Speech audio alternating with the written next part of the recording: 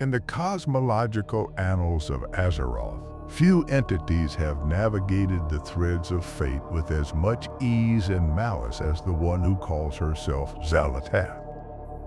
Long relegated to the status of a cursed artifact, an obsidian blade whispering poisoned truths into the ears of shadow priests, she has revealed herself to be far more than a simple weapon. She is the Harbinger, the Herald, an entity whose origins predate the known history of mortals and whose ambitions exceed the simple corruption sought by the old gods. For millennia, she had been patient, imprisoned in a dagger forged from an old god's claw. She had waited, watched, and whispered. She had guided wielders to their doom, orchestrated wars, toppled kingdoms, and spread void corruption across Azeroth like a plague that thought itself medicine. But patience, even infinite patience, eventually bears fruit. The story that follows chronicles with exhaustive detail the movements of Xal'atath, from the opening hostilities of the war within, through the dark hours preceding the invasion of Quel'Thalar at the dawn of midnight. This is not merely a chronicle of battles and betrayals, though there are plenty of both. This is the story of ascension, of an entity that transformed cosmic warfare into a personal game, and who played it better than anyone else alive. This is the story of how Xal'atath stopped being a prisoner and became a goddess. Book 1, The Fall of the Heavens and the Black Blood, the Invasion of Khaz Algar. Chapter 1, The Twilight of Dalaran. Everything began with a vision. Magni Bronzebeard stood in the hall of the speaker in Dornagal, his diamond form reflecting the torchlight in 1,000 fractured points. Since his liberation from the Diamond Curse, or blessing, depending on who you ask, he had remained forever changed. He was no longer entirely mortal, no longer entirely of stone. He existed in a liminal space, able to hear the voice of Azeroth's world soul with painful clarity. And what he heard now made his crystalline heart ache with dread. "She's stirring beneath the surface," Magni told the assembled champions, his Scottish brogue thick with worry. "The world soul is crying out. There's something wrong in the deep places. Something ancient. Something hungry." The Council of Six had heard similar warnings from their own sources. Arcane disturbances beneath the earth, void signatures appearing where none should exist. The ley lines of Azeroth, twisting like serpents in agony. Khadgar, Archmage of the Kirin Tor and Guardian of Tirisfal, made the decision that would seal Dalaran's fate. "We move the city," he declared. "Position it above the Isle of Dorn. If there's a threat emerging from Khaz Algar, we'll be there to meet it."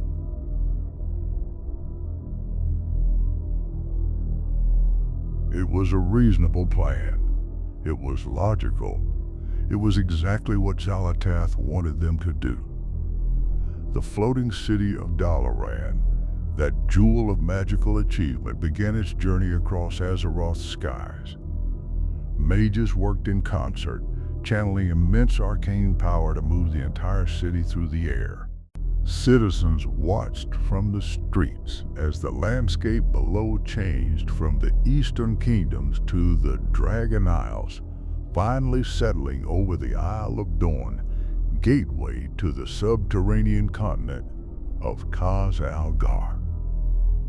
For 3 days, Dalaran hung in the sky like a purple star, its towers and spires gleaming with protective enchantments. The Kirin Tor established communication networks with the earth and below, sharing intelligence, preparing defenses. They were ready for an attack. They were not ready for betrayal from within. On the fourth day, as the city prepared for a council meeting to coordinate their response to the void disturbances, chaos erupted in the chamber of the Guardian. Archmage Drendon, a respected member of the council, suddenly turned on his colleagues. His form rippled and shifted, revealing not the elderly human mage they knew, but something else entirely. A void, twisted horror wearing his skin. "An imposter," someone shouted, but the revelation came too late. The creature that had been Drendon began channeling void energy directly into Dalaran's leyline hub. The city's defenses, designed to keep threats out, were useless against an attack from within. Alarms screamed across every district as protective wards began to fail one by one. And then the Nerubians came. They emerged from shadows that had no right to exist, pouring through void rifts that opened in the streets, in homes, in the sanctums of the Karentor itself. Not the ancient Nerubians that had fought the War of the Spider a generation ago. These were something new, something twisted. Their carapaces gleamed with an oily sheen that hurt to look at directly. Their eyes burned with purple fire, and they moved with a coordination that spoke of a single, terrifying intelligence guiding them all. Queen Ansurek led the assault personally. She was magnificent in her horror, a massive spider-like entity that had once been beautiful by Nerubian standards, but had been transformed by the black blood into something beyond. 8 legs carried her massive bulk with impossible grace. Her voice, and she spoke, echoed with harmonics that suggested multiple beings speaking at once. "In the name of the Harbinger," she declared as her forces tore through Dalaran's defenders, "I claim this city for the Ascension." The battle that followed was not a battle. It was a slaughter. Karentor mages, some of the most powerful spellcasters on Azeroth, found their magic twisted and corrupted the moment they cast it. Void tendrils erupted from their own spells, turning their power against them. Paladins of the Silver Hand watched in horror as their holy light flickered and died, unable to pierce the shadow that had consumed the city. Through it all, Khadgar fought. The Guardian of Tirisfal stood at the heart of the chaos, a Tiesh, legendary staff of the Guardians blazing with pure arcane power in his hands. Around him, a handful of survivors rallied. Illyria Windrunner, the Void Touch Ranger. Jaina Proudmoore, Lady of Theramore. Several members of the Council. Together they carved a path toward the source of the corruption. They found her in the Violet Citadel, bathed in the light of 1,000 failing protective wards. She wore the body of the Void Elf she had stolen. Inannis, though the original occupant was long gone, consumed entirely by Xal'atath's essence. Her appearance was deceptively delicate. Flowing dark hair, violet eyes that seemed to contain galaxies. A smile that promised both wisdom and damnation. In her hands she held the Dark Heart. The artifact pulsed with sickly green-black light, casting shadows that moved independently of their sources.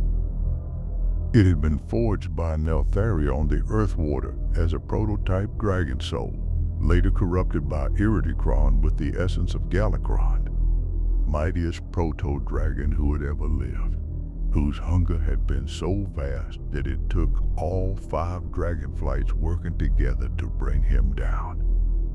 And now it belonged to Xal'atath. "Guardian," she said, her voice carrying an almost friendly warmth. "How kind of you to come. I was hoping we'd have a chance to chat before the end." Khadgar raised Atish, the staff crackling with gathering power. "This ends now, Xal'atath. Whatever you're planning, It's already done, old friend. She gestured casually at the Darkheart. Did you really think I needed to be here physically? The moment Dalaran positioned itself above Khaz Algar, your fate was sealed. This entire city is now a battery, and I'm draining it dry. You're mad, Jaina breathed, frost forming around her hands. The power contained in Dalaran's ley lines. If you try to channel all of it... I'm not channeling it, Xal'atath interrupted. The Darkheart is. That's what it does. It hungers. It consumes. It transforms. And right now, it's very, very hungry. Khadgar didn't wait for more explanation. He unleashed the full might of the Guardian's power, a beam of pure arcane energy that could have leveled mountains, that had once held back the burning legion itself. The spell struck Xal'atath's shield and was absorbed. The Darkheart drank it like a man dying of thirst, finding an oasis. The artifact's pulse quickened, its light intensifying, and then with terrible inevitability, it sent the energy back. The return strike was not arcane magic, it was void. It was everything Khadgar had thrown at Xal'atath, transformed, corrupted, made wrong. The beam struck the Guardian directly, and his scream echoed across every reality at once. Khadgar's body began to disintegrate. Not burn, not explode, disintegrate. His form turned translucent, his edges blurring as if he were becoming pure energy with nowhere to anchor himself. Illyria lunged forward, void power surging around her own body trying to contain him, to give him something solid to hold on to. But it was too late. With a final pulse of energy, Khadgar vanished. The Guardian of Tirisfal was gone. Whether he was dead, trapped in the void, or transformed into something else entirely, none could say. Only his staff remained, clattering to the floor with a sound like the death knell of hope. Illyria screamed, a sound of pure rage and grief that made the walls of the violet citadel crack. She drew her bow, void energy forming arrows that could pierce realities, and fired a volley at Xal'atath that would have killed any lesser being 12 times over. Xal'atath simply smiled and opened a portal. The arrows passed through the portal and vanished into whatever void space lay beyond. Then the portal snapped shut and Xal'atath was gone, leaving only her voice echoing through the dying city. Thank you for the gift of Dalaran's power. It will serve me well in what's to come. Don't worry, we'll see each other again very soon, I promise. The city began to fall. Without its arcane anchors, without the ley line energy that had kept it aloft for centuries, Dalaran plummeted from the sky like a purple comet. Mages attempted emergency levitation spells. Priests called upon the light. Shamans begged the elements for aid. Nothing worked. The city crashed into the shores of the Isle of Dorn with a sound like the world ending. Towers shattered. Districts collapsed. Thousands died in an instant. The survivors stumbled from the wreckage into a world that had fundamentally changed. A world where the floating city of Dalaran, symbol of magical achievement and mortal defiance of limitations, lay broken and burning. And in the depths below, in the caverns of Khaz Algar, Xal'atath stood before Queen Ansurek and smiled. Fazhun complete, she said softly. Now, let's discuss your ascension. Chapter 2. The Web of Ansurek and the Black Blood. To understand what happened in Az-Kahet, one must first understand what the Nerubians had once been. They were the descendants of the Akir, the insectoid servants of the old gods created during the Black Empire. When the Titans had shattered that empire and imprisoned the old gods, the Akir had scattered underground, eventually evolving into several distinct races. The Kiraji in the south, the Silithid in the deserts, and deep beneath that would become Northrend, the Nerubians, most intelligent and sophisticated of all the Akir descendants. During the War of the Spider, the Lich King Ner'zhul had attempted to conquer the Nerubian kingdom. The war had been brutal, lasting years, and though the Scourge had eventually won, it had been a Pyrrhic victory. The Nerubians had proven themselves to be brilliant tacticians, skilled in both magic and warfare, their spider silk cities works of impossible architecture. But that war had occurred in the Azjol Nerub of the north. Few knew that a second Nerubian kingdom existed in the deep places of Khaz Algar. Azkahet, the city of threads. Azkahet was older than its northern cousin, dating back to the days when the Akir had served the old gods directly. Its architecture was grander, its magic more ancient, its royal line unbroken since the fall of the Black Empire.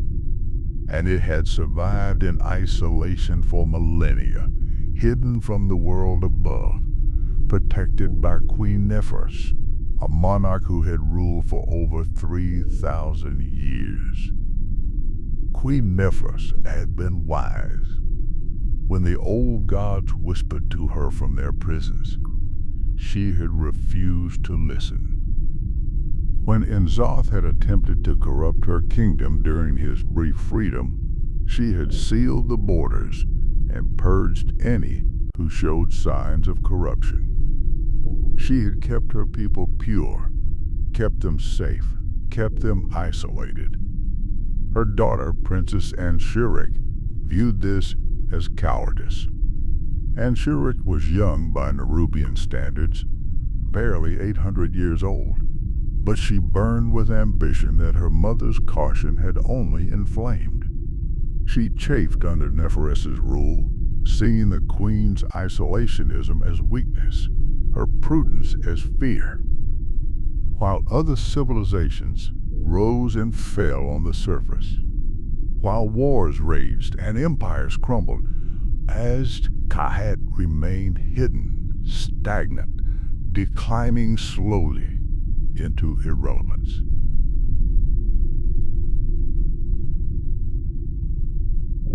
And then Xal'atath had come whispering. The Harbinger had not approached Ansurek directly at first. That would have been too obvious. Instead, she had sent dreams, visions of glory, images of Azkahet restored to its ancient prominence, of Nerubian armies marching across the surface world, of Princess Ansurek crowned not as queen of a hidden kingdom but as empress of a new empire. Your mother fears the surface, the voice whispered in Ansurek's dreams. She remembers the old god's fall and thinks submission to isolation is wisdom. But you see the truth, don't you?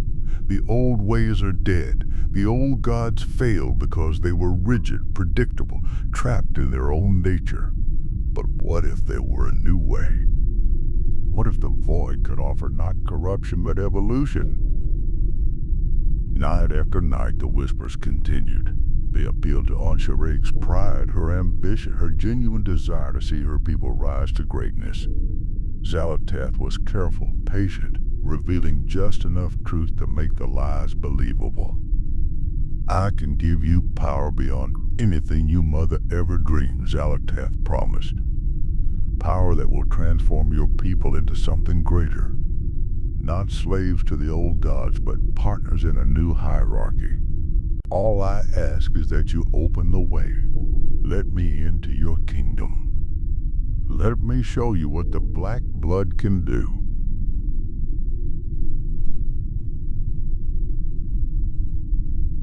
The black blood, it was not a metaphor. Deep beneath Azkahet, in caverns that predated even the Nerubians, pools of fossilized old god blood had collected over the millennia. This was not the corrupting influence of active old gods, but something else.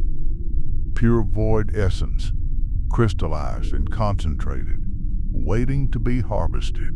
Neferes had forbidden anyone from approaching these pools. She had sealed the deep caverns and declared them forbidden under penalty of death. But Ansurek, driven by whispered promises and her own ambition, had begun secret expeditions. What she found there changed everything. The black blood was not like void corruption as mortals understood it. It didn't simply twist and warp. It transformed. It evolved. A single drop introduced into a Nerubian's body would cause their carapace to thicken, their strength to multiply, their magical abilities to expand exponentially. They became more. Ansurek conducted experiments in secret, using volunteers at first, Nerubians who shared her vision of greatness, and later using prisoners and dissidents. The results were staggering. The transformed Nerubians, which she called Ascendants, were stronger, faster, more intelligent than their base form kin. They could channel void magic naturally. They could survive wounds that would have killed normal Nerubians. But there was a cost. The Ascendants were no longer entirely themselves. Their minds became linked, connected through the void to something greater. They could hear whispers that others could not, and they were loyal, absolutely, utterly loyal, to whoever controlled the source of the black blood, to Ansurek, and through Ansurek to Xal'atath. The coup happened on a night when both moons were dark. Ansurek had spent months positioning her pieces, ascendants in key positions, loyalists in the royal guard, priests of the old ways who believed her propaganda about returning Azurskayet to its former glory. When she finally moved, it was with the precision of a master weaver cutting the threads of an old tapestry to create something new. Queen Neferes died in her own throne room, surrounded by her guards who had been transformed by the black blood without her knowledge. She had time for one final question before her daughter's blade took her life. Why? And Shure looked down at her mother with something that might have been pity or might have been contempt. Because you were content to hide while the world moved on without us. Because you chose survival over glory. Because you were weak and the creature you serve. Neferes gasped, void corruption already eating at the wound in her chest. You think she will give you glory? She will use you and discard you like a truth. The blade struck again, and Queen Neferes spoke no more. Ansurek took the throne of Azkahet that night. Any who opposed her were given a choice: undergo the ascension or die. Most chose survival. Some chose defiance and found that Ansurek had inherited her mother's ruthlessness, if not her wisdom. Within a week, Azkahet had been transformed. The City of Threads became a factory for creating ascendants. The black blood pools, once forbidden, now operated around the clock, with captured earthen and even some surface dwellers dragged down to serve as test subjects. And at the center of it all, in a chamber deep within the Nerubar Palace, Xal'atath stood beside her puppet queen and smiled. "You've done well," the Harbinger said, running her fingers along the dark heart, which pulsed in time with the transformation rituals occurring throughout the city.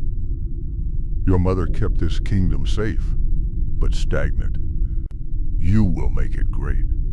You will lead your people to glory."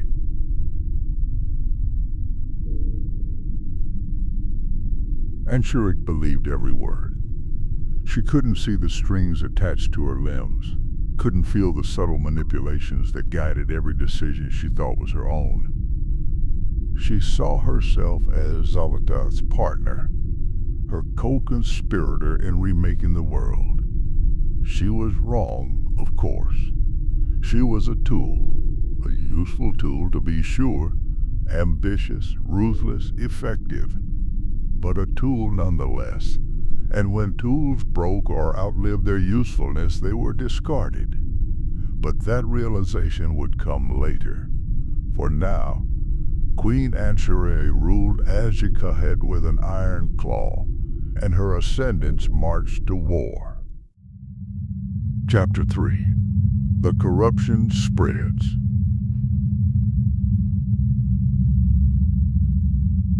Halifal and the Earthen.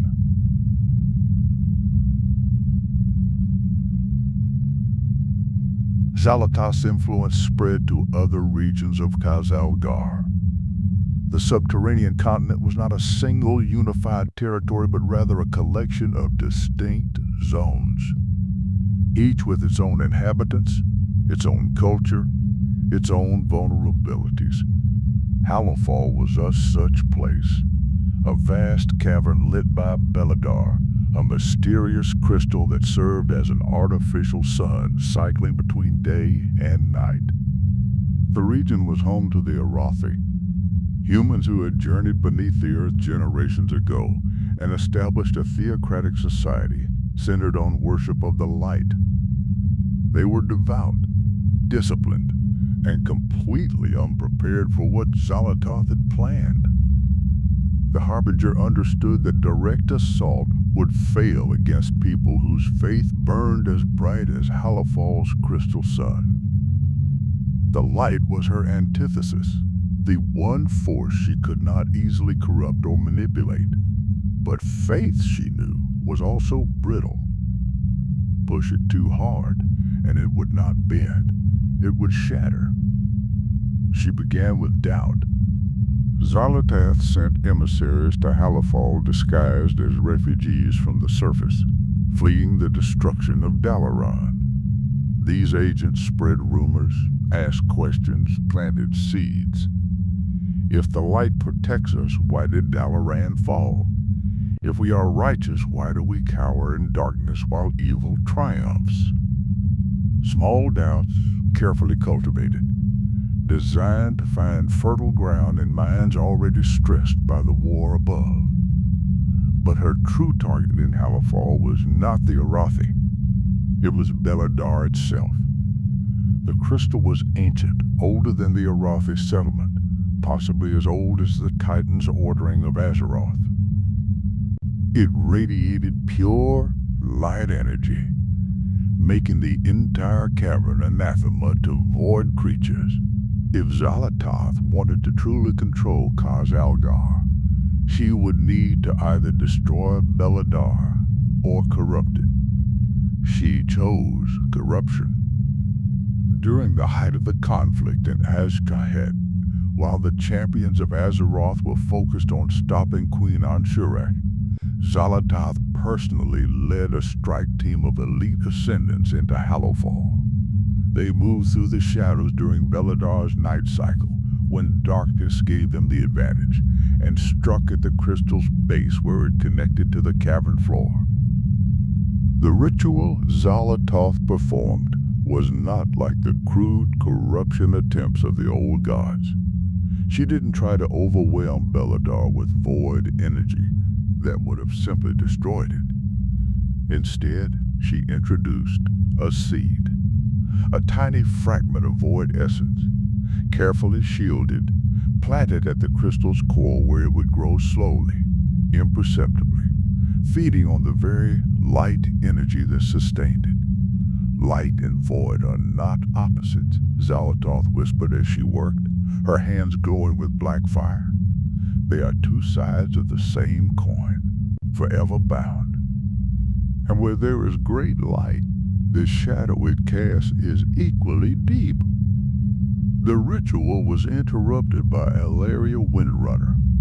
The Void-touched Ranger had been tracking Xal'atath since Dalaran's fall. following the traces of void corruption across Khaz Algar. She arrived in Halifal just as the Harbinger completed her work, and she did not hesitate. Ilaria fired. The arrow was charged with void energy, not pure void, but a controlled, focused application of the same power that had transformed Ilaria herself during the Legion's invasion. It was an arrow designed to kill void entities, forged in the aftermath of M'Zoth's fall, one of the few weapons capable of actually harming something like Xal'atath. The arrow struck not Xal'atath, but the dark heart that the Harbinger wore like a pendant around her neck. The artifact, supposedly indestructible, cracked. The sound it made was like reality breaking, a high, crystalline note that echoed through every void-touched mind in Khaz Algar. Xal'atath's expression, usually so controlled and amused, twisted into something terrible. For just an instant the mask slipped, and Ilaria saw something in those violet eyes that chilled her to the bone. Pure, incandescent rage. "You dare!" Xal'atath hissed, her voice layered with harmonics that hurt to hear. "You dare damage my work? Do you have any idea what you've done?" Ilaria knocked another arrow. "I've slowed you down. That's enough for now." "Slowed me?" Xal'atath's laugh was like glass shattering. "Oh, Ilaria, sweet, naive Ilaria, you haven't slowed me down. You've just made this personal." The Harbinger raised her hand and void energy gathered around her in a maelstrom. But before she could strike, the crack in the dark heart pulsed, energy bleeding out uncontrollably. Xal'atath's expression shifted from rage to calculation. The artifact was compromised. If she stayed to fight, she risked losing everything she'd gained. "Another time, Ranger General," Xal'atath said, her voice returning to its usual cold amusement. "Enjoy your small victory. It will make your eventual defeat so much sweeter." She opened a portal and vanished, her ascendants following through before Ilaria could stop them. The Ranger stood alone in Halifal, surrounded by the fading traces of void corruption, and realized with growing horror what Xal'atath had accomplished. Beladar, the crystal that had served as Halifal's sun for generations, flickered. Just for a moment, its warm golden light turned a sickly purple. Then it returned to normal, as if nothing had happened. But Ilaria knew better. The seed had been planted. Given time, given the right conditions, Beladar would fall to shadow. And when it did, Halifal would follow. Meanwhile, in the ringing deeps, a vast network of caverns filled with Titan machinery and inhabited by the Earthen. Xal'atath's corruption spread through a different vector. The Earthen were Titan-forged beings, created to tend the machinery that regulated Azeroth's elemental forces. They were immune to most forms of corruption, their crystalline bodies and ordered minds resistant to chaos and void influence alike. But Xal'atath had learned over millennia that everything had a weakness, even living machinery. She found that weakness in Speaker Eirik. Eirik was a high-ranking Earthen leader, responsible for maintaining the resonance chambers that kept the Ringing Deep stables. He was dutiful, loyal to his programming, and absolutely convinced of the rightness of the Titan's design. But he was also proud, and pride was always exploitable. Xal'atath approached him not as a conqueror, but as a scholar offering knowledge. "Your creators are gone," she told him during their first meeting, appearing as a helpful Void Elf researcher rather than revealing her true nature. "The Titans have abandoned their works. You maintain machinery whose purpose you no longer fully understand, following protocols written by beings who will never return to see if you've been faithful. Don't you wonder if there's more to existence than maintenance routines? Irek resisted at first as his programming demanded, but Xal'atath was patient. She appealed to his intellectual curiosity, his pride in his work, his secret frustration with Earth and society's rigid hierarchies. Slowly, over many careful conversations, she introduced him to the idea that the Titan's order was not the only way, that they could be evolution beyond programming, that transformation was not corruption but liberation. When she finally introduced him to the black blood, Irek took it willingly. The transformation of an Earthen was different from that of an Erubian or a mortal. The Void couldn't simply corrupt their flesh because they had no flesh, only living stone and crystal. Instead, the black blood worked at a deeper level, rewriting their core programming, introducing chaos into order, transforming perfect geometric forms into twisted parodies of their original design. The transformed Earthen became known as Skarden, hunched, malformed creatures of corrupted stone that retained their intelligence but lost their connection to the Titan's network. They were no longer living machines. They were void stone abominations, and they spread through the ringing deeps like a plague. Speaker Irek became the first and most powerful of them. Where once he had maintained the resonance chambers, now he used them to amplify void corruption, turning the very machinery meant to protect Khaz Algar into weapons of its conquest. By the time the champions of Azeroth realized what was happening in the ringing deeps, it was almost too late.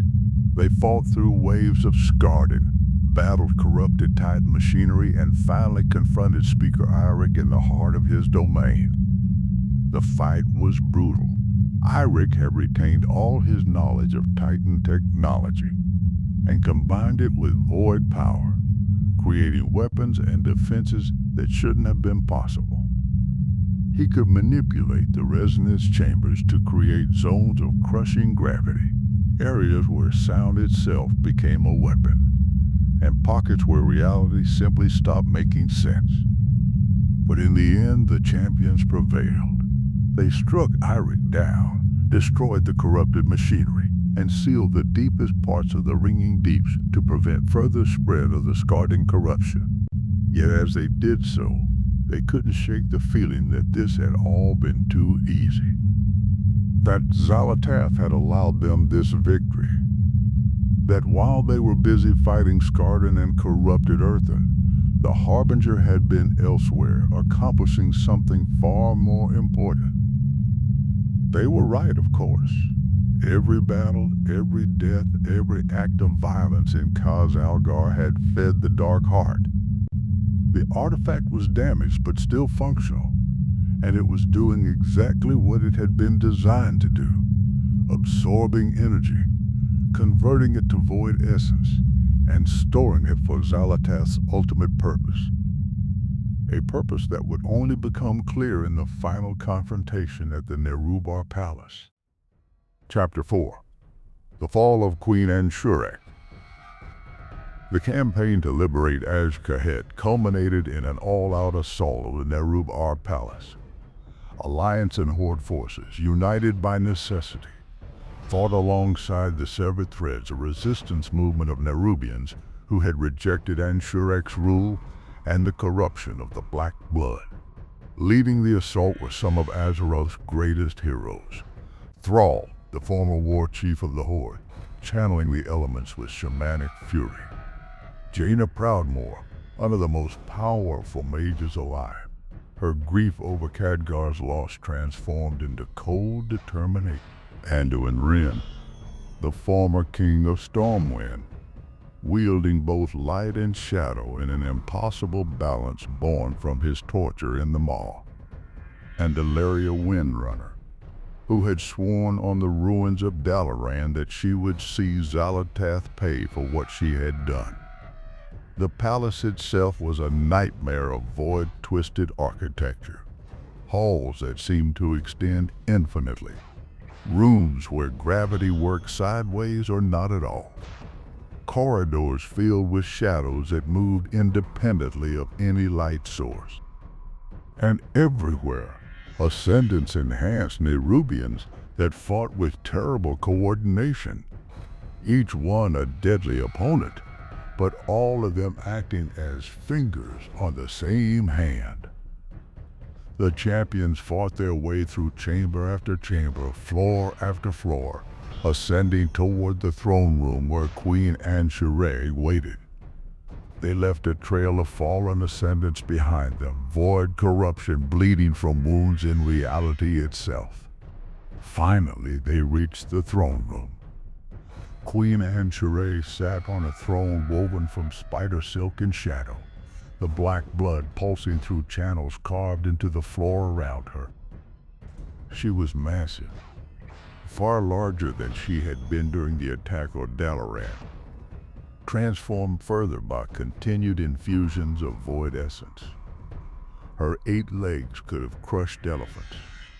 Her mandibles dripped with venom that dissolved stone. Her eyes burned with purple fire that promised madness to anyone who met her gaze. So, she said, her voice resonating through the chamber, the surface dwellers have come to challenge their better. How predictable.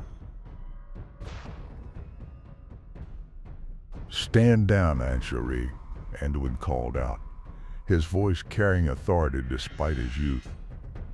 This doesn't have to end in more death. The corruption can be cleansed. You can still, Ansurek's laughter cut him off. Cleansed?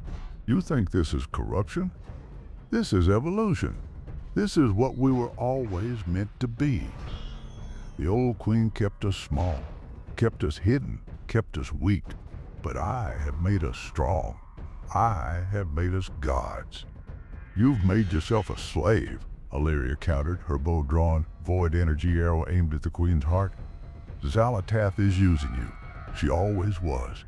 Everything you've done, every transformation, every death, it's all been feeding her power. For just a moment, doubt flickered across Ansurek's inhuman features. Then it was gone, replaced by fanatic certainty. The Harbinger has given me everything. Together we will rule. She will give you nothing but death. Thrall interrupted, lightning crackling around his fists. We've seen this story before. The old gods made the same promises.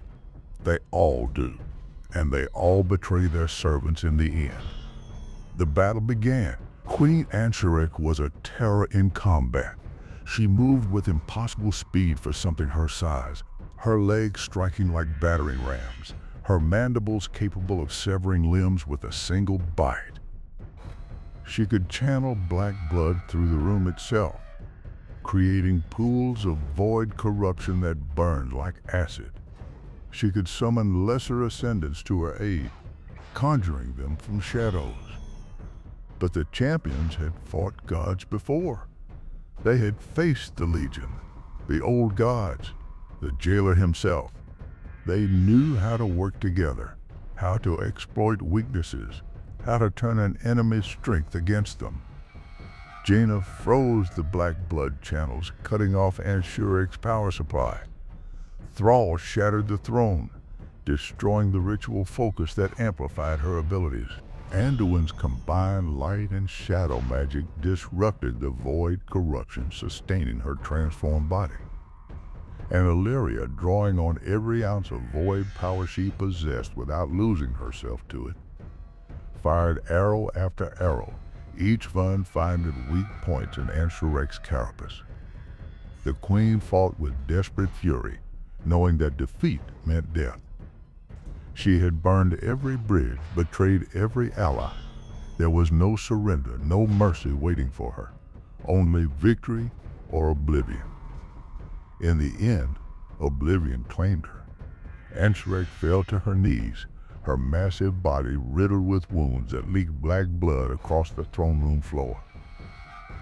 She tried to rise, tried to fight, but her strength was gone. She looked up at her killers with eyes that, for the first time since her transformation, showed something other than fanatical certainty. They showed fear. "Mistress," she whispered, her voice barely audible. "Mistress, please, you promised glory." And Xal'atath answered. The Harbinger materialized in the center of the throne room, not physically present, but projected as a hologram, or perhaps a manifestation through the remaining void corruption. She looked down at her fallen servant with an expression of mild disappointment, like a teacher who had expected better from a student. "I promised you power," Xal'atath corrected gently, "and I gave it to you. I promised you would achieve greatness, and you did.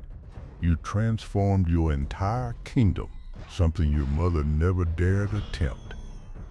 I promised you would make history, and you have. They will speak of Queen Ansurek for generations." "But," Ansurek coughed, black blood bubbling from her mandibles, "but you said we would rule together." "No," Xal'atath replied, her voice carrying a terrible kindness. "You said that. I simply didn't correct you. There's a difference." She knelt beside her dying servant, reaching out to touch Ansurek's carapace. Where her fingers touched, the black blood began to flow, not away from Ansurek, but towards Xal'atath. The Harbinger was draining her, absorbing every drop of void essence that had transformed the Nerubian queen. "You served your purpose admirably," Xal'atath continued as Ansurek's body began to shrivel. "You gathered the black blood. You created the Ascendants. You forced Azeroth's champions to come to Khaz Algar and engage in the conflict I needed. Every death here, every spell cast, every moment of violence, all of it fed the Dark Heart. All of it served me." "I trusted you," Ansurek whispered, her voice fading. "Yes," Xal'atath agreed. "That was your mistake. I am the void, dear child. We consume. We transform. We use. Did you really think I would be different? Queen Ansurek died without dignity, without glory, her body a desiccated husk that crumbled to dust as the last of the black blood was drained from it." Xal'atath stood, now holding a sphere of concentrated void essence, all the power Ansurek had accumulated, all the transformation she had performed, condensed into a form that the Harbinger could absorb at her leisure. She turned her attention to the champions, her smile returning. "Thank you," she said with apparent sincerity. "I couldn't have done this without you." "Well, I could have, but it would have taken longer and been far less entertaining. You used us," Anduin said, his voice tight with controlled anger. "All of this, Dalaran, Kahet, the Scarred, it was all to feed that artifact." "Of course it was," Xal'atath confirmed. "The Dark Heart requires tremendous energy to function at full capacity. I needed war, conflict, death on a massive scale. And you provided exactly that. You fought so valiantly, killed so efficiently, and all the while you were doing exactly what I needed." Illyria's bow came up, arrow knocked and aimed at Xal'atath's heart. "Then let's end this now." "You can't kill me, Illyria," Xal'atath said with certainty. "I'm not actually here. This is just a projection. But even if you could reach me, even if you could strike me down, it wouldn't matter. The Dark Heart is charged now. Not fully. Your little arrow trick in Howafall saw to that. But enough for the next phase." "What next phase?" Jaina demanded. Xal'atath's smile widened. You'll find out soon enough. But first, I need to repair my damaged property. And I know exactly where to go to do that. The projection began to fade, but not before Xal'atath delivered Dunn's final message, looking directly at Illyria. Give my regards to Varisa when you see her. Tell her I'm sorry about what's going to happen to Twilight. Actually, no, don't tell her that. I'm not sorry at all. It's going to be magnificent. And then she was gone, leaving the champion standing in a throne room littered with the dead, surrounded by the ruins of a kingdom that had been used and discarded like a broken tool. In the silence that followed, Thrall voiced what they were all thinking. What does she want with Twilight? Anduin's face had gone pale. The Sunwell, he breathed. She is going after the Sunwell. But Illyria shook her head slowly, a terrible understanding dawning in her eyes. Not yet. She said she needs to repair the Dark Heart first. And there's only one place I can think of with the technology and the complete disregard for safety necessary to do that. Where? Jaina asked. Illyria's expression was grim. Undermine. She's going to the goblins. Book 2, The Devil's Workshop, The Liberation of Undermine. Chapter 5, The Pact of the Trade Prince. The goblin city of Undermine was a myth made manifest, a sprawling underground metropolis built on greed, innovation, and the complete absence of safety regulations.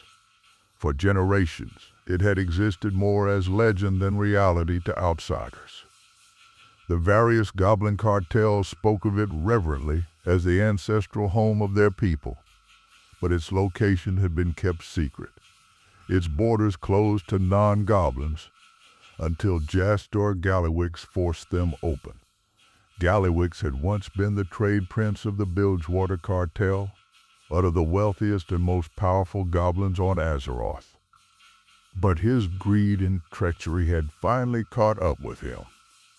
He'd been deposed, exiled, and marked for death by nearly every cartel. So he'd done what any sensible goblin would do in his position. He'd gone home to Undermine, taken it over through a combination of bribery, blackmail, and strategic explosions, and declared himself the sole trade prince of all goblin kind. The other cartels, naturally, objected.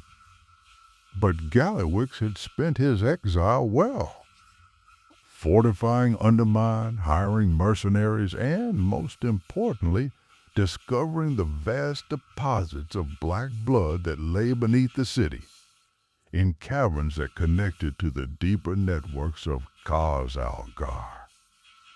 When Xal'atath approached him, Gallywix was prepared to deal. The meeting took place in the Galagio, Gallywix's ostentatious headquarters at the heart of Undermine. The building was a monument to excess. Gold-plated walls, crystal chandeliers the size of small buildings, fountains that ran with liquid profit margins. And at the center of it all, sitting in a throne made from the salvaged parts of a dozen different war machines, was Gallywix himself. He was not an impressive figure physically. Goblins rarely were. Short, green-skinned, with overlarge ears and a mouth full of sharp teeth. He looked more like a particularly ugly child than one of the most dangerous individuals on Azeroth. But his eyes were sharp, calculating, and they tracked Xal'atath's every movement as she approached. "So," he said, his voice carrying the distinctive goblin accent that turned every word into a potential sales pitch. "You're the famous Harbinger everyone's been talking about. Gotta say, You're shorter than I expected. Also prettier. That negotiable? Xal'atath smiled. She'd dealt with goblins before. They were refreshingly straightforward in their selfishness. Trade Prince Gallywix. Thank you for agreeing to see me. Didn't have much choice, Gallywix replied, gesturing at the damaged dark heart that Xal'atath carried. Word on the street is you've got yourself a broken cosmic artifact, and you need someone to fix it. Also word on the street is you'll probably kill anyone who says no. So compelling offer. I prefer to think of it as mutually beneficial, Xal'atath said smoothly. You have the resources and expertise I need, and I have something you want. Yeah? What's that?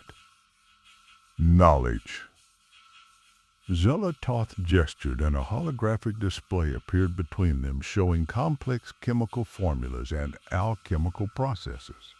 Beneath your city flows a river of black blood fossilized old god essence worth more than all the gold on Azeroth if you know how to refine it. I can teach you that process. I can show you how to stabilize it, weaponize it, turn it into a power source that will make Azerite look like coal by comparison. Gallywix leaned forward, greed burning in his eyes brighter than any void corruption. And in exchange, you repair the dark heart. You use your foundries, your engineers, your complete disregard for worker safety to fix what was damaged. And Xal'atath paused, her smile widening.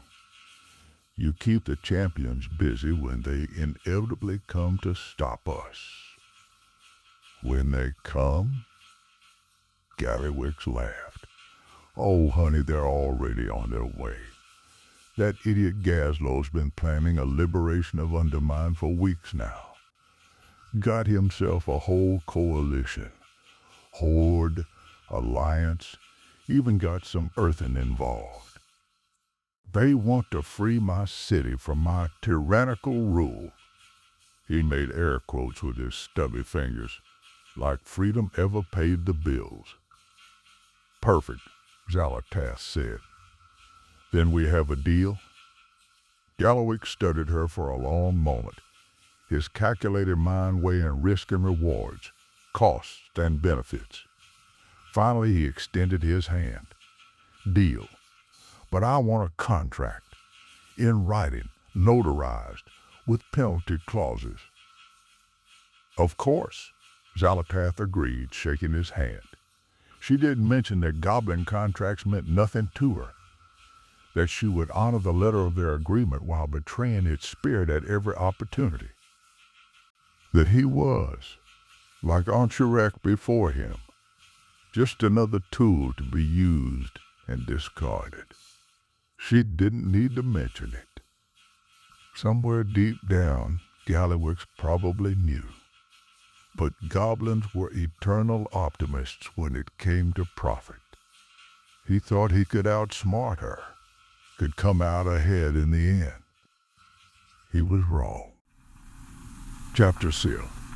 The Foundries of Greed Undermine transformed over the following weeks into something halfway between an industrial nightmare and a void-corrupted hellscape. Gallywix threw every resource at his disposal into two parallel projects. The first was repairing the Dark Heart, which required understanding Titan technology, Nerubian voidcraft, and draconic essence manipulation simultaneously, a combination that should have been impossible. The second was refining the black blood into a usable resource, which was equally challenging because the substance was inherently unstable, intended to corrupt anything it touched. The solution to the second problem came from an unexpected source, Marin Noggenfogger. Marin was a legendary goblin alchemist, owner of Noggenfogger elixirs, and one of the few goblins who had managed to maintain a reputation for quality and safety in his products. He'd been researching methods to stabilize volatile magical substances using Kajamite, a rare mineral that enhanced goblin intelligence, when Gallywix's agents had kidnapped him and brought him to Undermine. "This is insane," Marin protested, as he was forced to work in none of Gallywix's laboratories, the air thick with void-tainted fumes. "Black blood isn't meant to be refined. It's old god corruption in its purest form." "If you concentrate it like this, it'll make me richer than anyone in history," Gallywix interrupted. "Now shut up and do the science, noggin fogger. I ain't paying you to complain." "You're not paying me at all. I'm a prisoner. See? You're already ahead of the game. Now get to work before I test the black blood on you personally." Under duress, Marin developed a process using Kajamite-infused catalysts to stabilize the black blood. The result was still incredibly dangerous. It radiated void energy that could drive workers insane if exposed for too long, but it was stable enough to handle, transport, and use as a power source. Gallywix immediately put it into mass production. The streets of Undermine ran with purple light as black blood refineries operated around the clock. Goblin workers, many of them from the lower districts who had no choice but to work or starve, toiled in conditions that would have violated every safety regulation ever written if goblins had actually followed safety regulations. Some workers were transformed by prolonged exposure, becoming void-twisted versions of themselves. Goblins with too many eyes, with skin that absorbed light, with voices that echo with harmonics from beyond reality. Gallywix didn't see this as a problem. He saw it as a workforce that didn't need to eat or sleep. Meanwhile, in the heart of the Galagio, the Dark Heart underwent repair. Xal'atath supervised personally, guiding goblin engineers who were equal parts terrified and fascinated. The artifact had been damaged at a fundamental level, not just physically cracked, but dimensionally fractured. Repairing it required tools that didn't exist in conventional reality. So they built new ones, using refined black blood as both power source and material. The goblins constructed instruments that could manipulate void space, that could reach into the cracks in reality and stitch them back together. The work was delicate, dangerous, and absolutely fascinating to watch. Engineers who made mistakes tended to vanish into dimensional pockets or emerge as inside-out versions of themselves. But that just meant Gallywix needed to hire more engineers. The Dark Heart slowly began to heal. The cracks sealed, the pulsing void energy stabilized, and as it did, Xal'atath fed it. Every completed refinery, every transformed worker, every death in the Foundries, all of it produced energy that the Dark Heart absorbed, growing stronger with each passing day. By the time the liberation forces arrived at Undermine's gates, the artifact was nearly whole, and Gallywix was ready. Chapter 10: The Liberation of Undermine. The assault on Undermine was one of the largest coordinated operations the Horde and Alliance had undertaken since the war against the Jailer. Trade Prince Gazlo led the Goblin contingent, determined to free his people from Gallywix's tyranny. Thrall returned to lead Horde forces, accompanied by Bane Bloodhoof and a contingent of Tauren warriors. Lady Jaina Proudmoore represented the Alliance, bringing mages of the reformed Kirin Tor. And fighting alongside them, despite being neither Horde nor Alliance, was Illyria Windrunner, still hunting Xal'atath with single-minded determination. The city's defenses were formidable. Gallywix had spent his wealth wisely, purchasing enough explosives to level a small continent, and enough mercenaries to trigger a population crisis if they all died at once. The approaches to Undermine were mined with devices that ranged from conventional high explosives to experimental black blood bombs that created miniature void rifts. The initial assault was a disaster. The Liberation Forces lost dozens in the first hour to booby traps alone. When they finally breached the outer districts, they found themselves fighting not Dut mercenaries, but void-corrupted workers who had been twisted by black blood exposure. These weren't skilled warriors, but they were numerous and they didn't fear death. "This is madness," Bane growled as he crushed another corrupted goblin with his mace. "Gallywix has turned his own people into weapons." "That's what he does best," Gazlo replied grimly. "Gallywix never saw goblins as people. To him, we're just resources to be exploited." The battle moved through Undermine's districts, residential zones where terrified civilians cowered in their homes, the commercial sectors where opportunistic merchants tried to sell supplies to both sides, the industrial complexes where the black blood refineries pumped out their toxic product. Each district fell after brutal fighting. The Liberation Forces had superior organization and discipline, while Gallywix's defenders had home-ground advantage and absolutely no concern for collateral damage. Buildings collapsed. Streets became rivers of fire and void corruption. The city that had stood for generations was being torn apart. Finally, the Liberation Forces reached the Galagio. Gallywix waited for them in the central plaza, sitting in the cockpit of his masterpiece, the Chrome King. The mech was enormous, 30 feet of polished metal, bristling with weapons that ranged from conventional missiles to black blood projectors. It was powered by a refined black blood core that burned in its chest like a purple star. And it was piloted by a goblin who had spent his entire fortune and reputation on this single moment. "Gazlo!" Gallywix's voice boomed through external speakers. "Nice of you to drop by. Come to see what a real trade prince looks like?" "I've come to end your reign, Gallywix," Gazlo shouted back. "Stand down and we'll let you live. Keep fighting." Yeah, justice, freedom, blah, blah, blah." Gallywix interrupted. "You know what your problem is, Gazlo? You think too small. You're content with cartels and profits and play nice with the other races. But me? I think B.I.G." He gestured with the Chrome King's massive arms at the city around him. "I've built an empire here.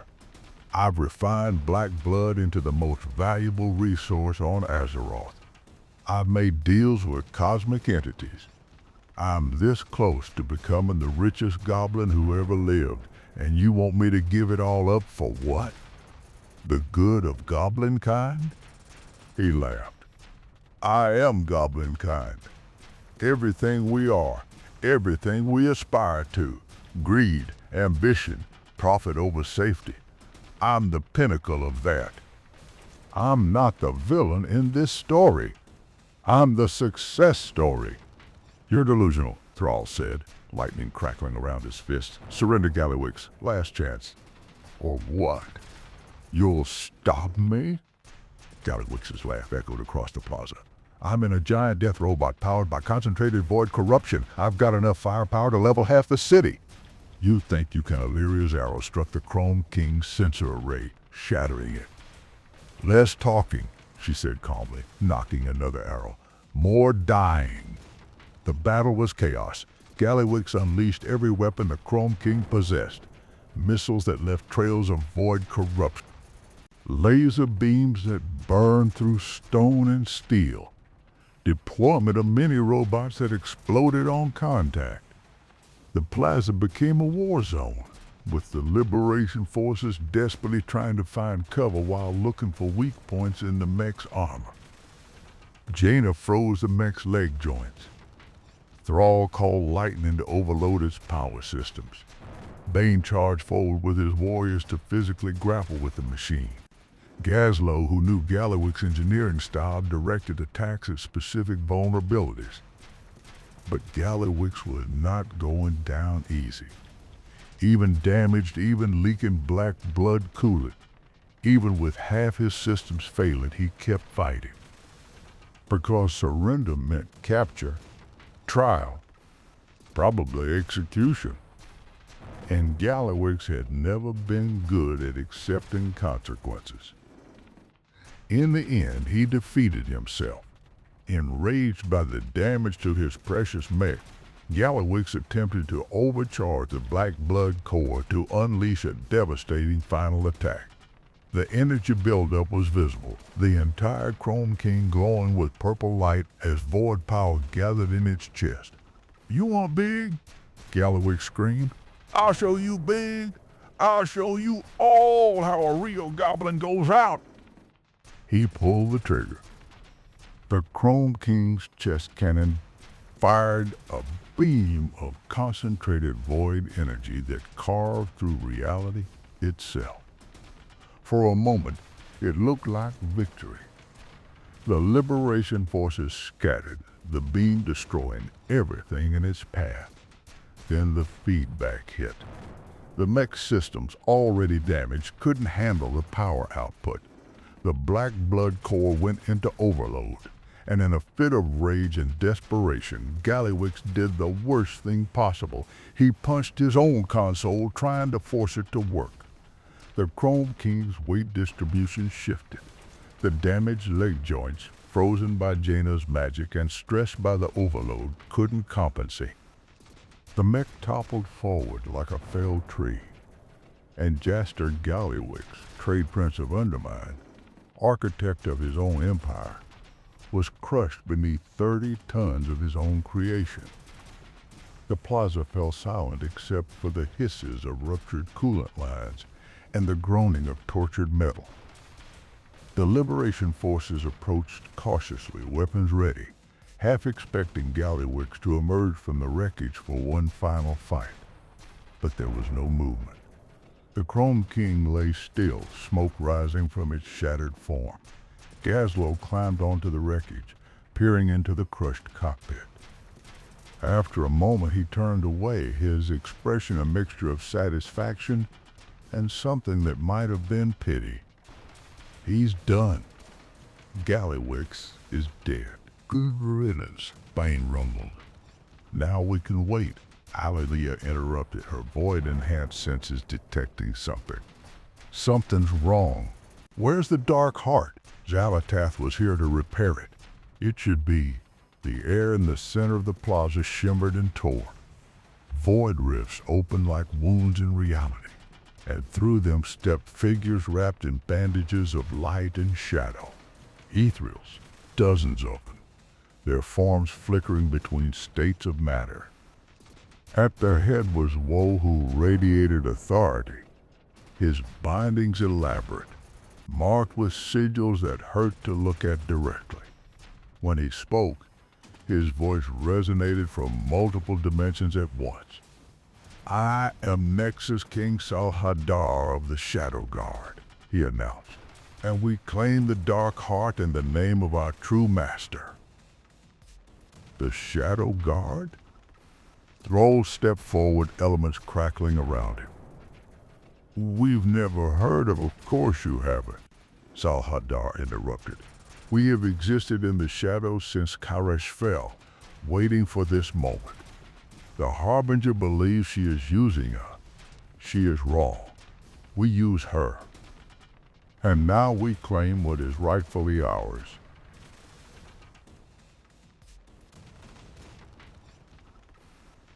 The Ethereals moved with purpose through the Galagio, ignoring the defenders entirely. They weren't here to fight. They were here to retrieve. And they moved with the confidence of beings who had been planning this for thousands of years. Gazlo rallied his forces. "Stop them, whatever they're after." But it was too late. The Ethereals found the Dark Heart in the depths of the Galagio, suspended in the repair apparatus, fully healed from Illyria's arrow. They seized it with techniques that bypassed physical touch, wrapping it in layers of phased energy, and began to retreat toward their portals. Illyria fired, her arrows passing through the ethereals as if they weren't quite real. Jaina's spells dissipated against their phased forms. Thrall's lightning grounded harmlessly into the void rifts they opened. "You can't stop us," Xal'atath said calmly as his forces retreated. "The Dark Heart contains everything needed to resurrect Dimensius the All-Devouring, the essence of Galakrond, the power of Dalaran, the black blood of the old gods. All of it will serve to rebuild our master, and he will finish what he started. Khaz will be avenged. The cosmos will burn, and the Harbinger who betrayed us will be the first to fall." The last of the ethereals vanished through the portals, taking the Dark Heart with them. The rifts snapped shut, leaving the liberation forces standing in the ruins of the Galagio, victorious in battle but defeated in purpose. "What just happened?" Gazvo asked into the stunned silence. Illyria's face had gone pale. "They're going to resurrect a Void Lord.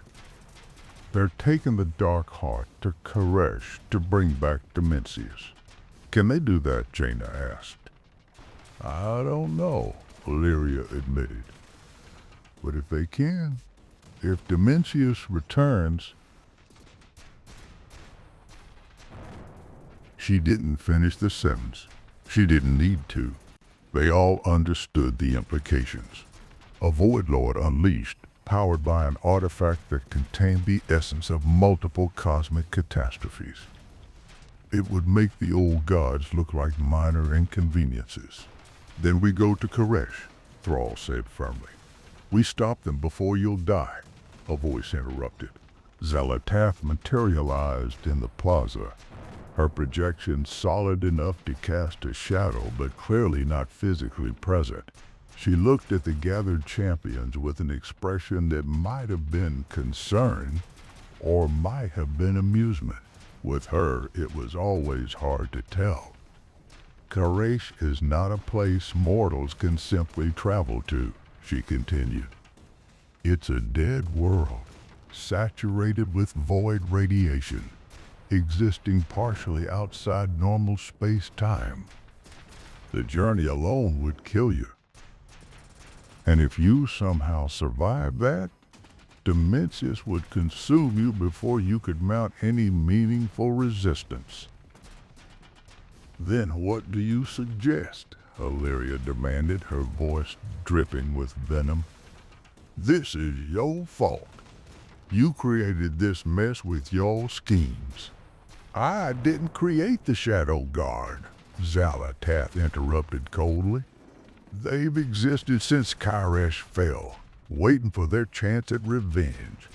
Against Dimensius, yes, but also against me. I thought I had them controlled. I was wrong." For just a moment, something flickered across her face. Not quite concern, but perhaps the closest thing to it she was capable of feeling. "They stole my weapon. They're going to resurrect the being I've spent eons trying to escape. And if they succeed, everything. Azeroth, the great dark beyond, all of reality will be consumed." "Why should we trust you?" Jaina asked. "You've betrayed everyone you've ever allied with." "You shouldn't trust me," Xal'atath agreed, "but you don't have a choice. I'm the only one who knows Khaz well enough to guide you there. I'm the only one who understands Dimensius' nature well enough to fight him. And I'm the only one with enough motivation to see this through, because if Dimensius returns, I'm at the top of his kill list."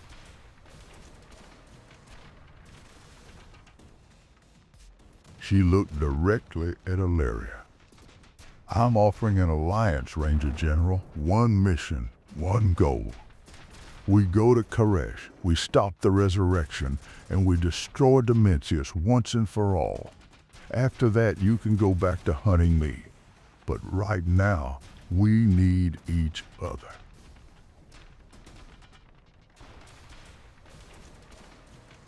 The silence stretched. Every champion present knew the offer was poisoned, knew that Xal'atath had her own agenda, knew that she would betray them the moment it served her purposes. But they also knew she was right. They didn't have a choice. Illyria's bow lowered slowly. One mission, she said, her voice like ice. We stop Dimensius. And then, Xal'atath, I'm going to kill you myself. Xal'atath's smile was terrible to behold. I look forward to seeing you try, old friend. Now then, let's discuss survival gear. You're going to need ethereal technology to survive Koresh's environment. And fortunately, I know exactly where to get some. Book 3, The Ghosts of Koresh, The Revelation of the Herald.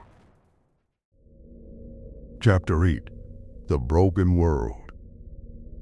The journey to Koresh was a nightmare that defied conventional description.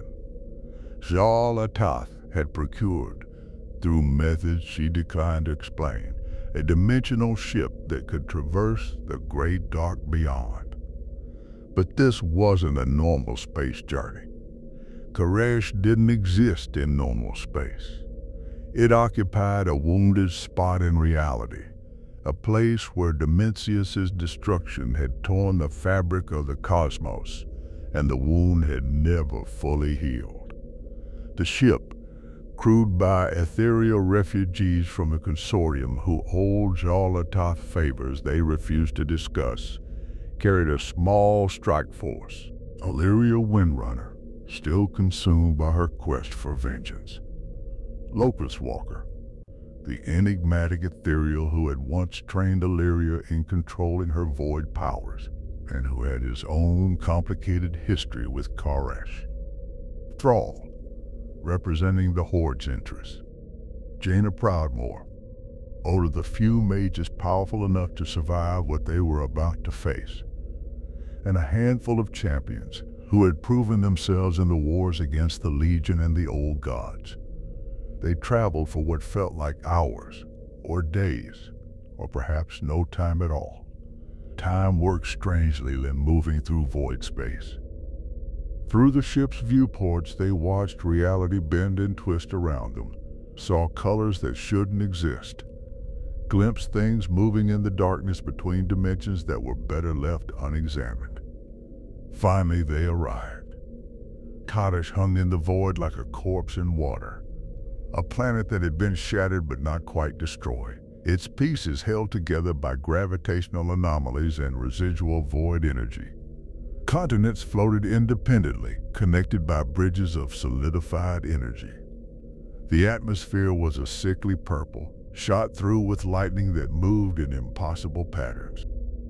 And over everything hung a sense of wrongness, as if reality itself was holding its breath.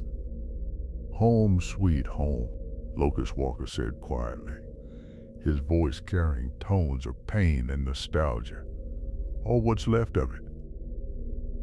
"What happened here?" Thrall asked, staring at the broken world. "Xal'atath happened," Locust Walker replied. "Though to be fair, we helped. We were fools who thought we could control forces beyond our understand. We paid the price for that hubris."